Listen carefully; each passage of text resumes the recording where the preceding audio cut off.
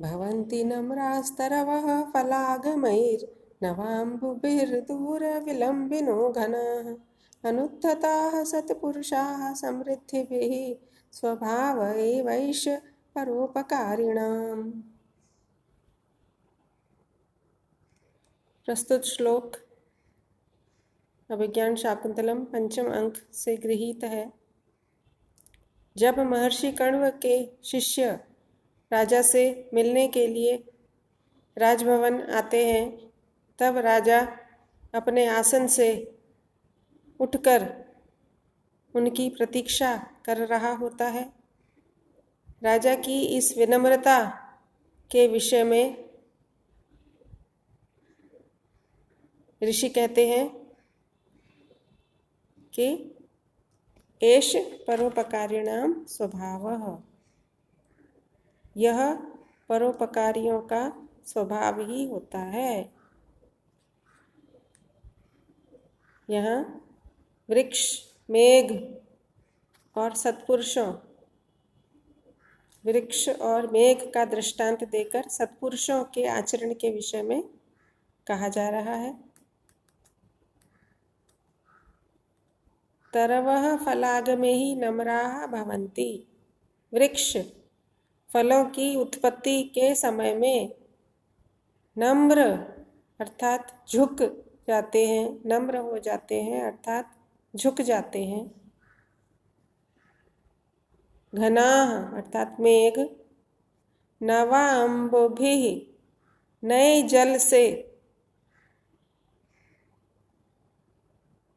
दूर विलंबिनः दूर तक अर्थात अत्यधिक विलंबित हो जाते हैं, झुक जाते हैं। मेघ नए जल से भरे होने पर अत्यधिक झुक जाते हैं।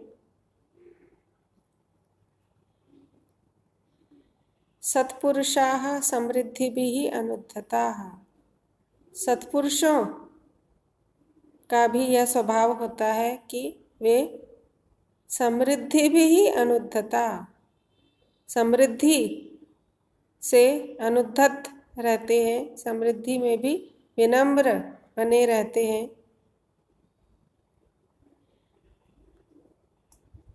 एष परोपकारिणां स्वभाव एव, यह तो परोपकारियों का स्वभाव ही होता है। वे स्वभाव से ही ऐसे होते हैं कि समृद्धिशाली होने पर भी वे विनम्र ही रहते हैं।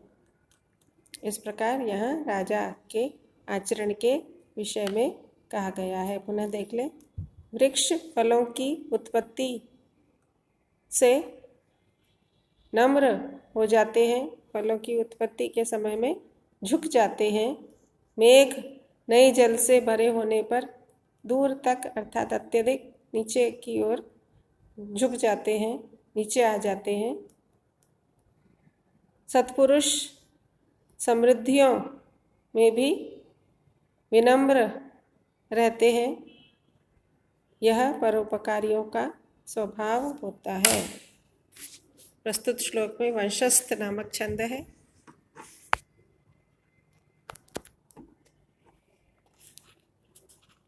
वंशस्थ का लक्षण किया गया।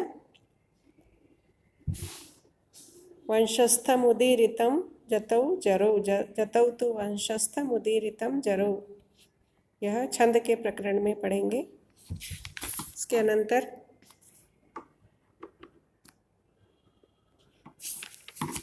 श्लोक संख्या 15।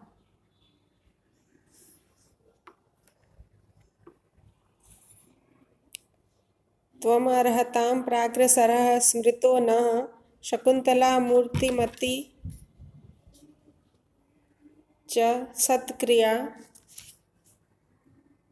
समानयस्तुल्यगुणं वधूवरं चिरस्य वाच्यं न गतः प्रजापतिः। महर्षि कण्व के शिष्य कण्व का संदेश लेकर राजा के पास आते हैं और कहते हैं, तुम अर्हताम प्राग्रसरः स्मृतः।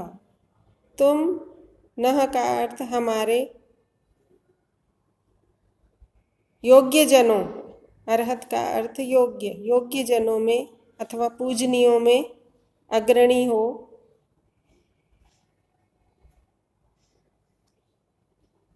शकुंतला मूर्तिमती सत्क्रिया, और शकुंतला साक्षात मूर्तिमान सत्क्रिया स्वरूपा है, सत्कार स्वरूपा है।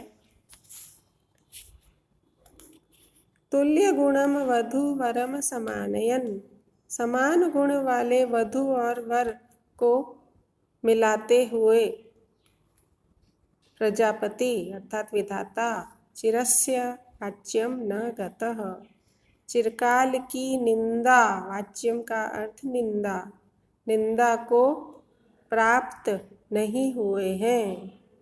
अर्थात प्रजापति ने समान गुण वाले दुष्यंत और शकुंतला को वधु और वर के रूप में मिलाया है।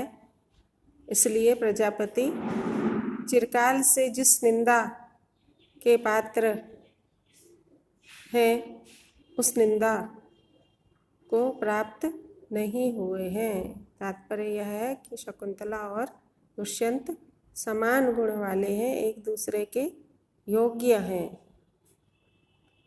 इस प्रकार तपस्वियों ने इस ओर संकेत किया है कि शकुंतला और राजा दुष्यंत का जो विवाह हुआ है वह इस दृष्टि से उचित ही है।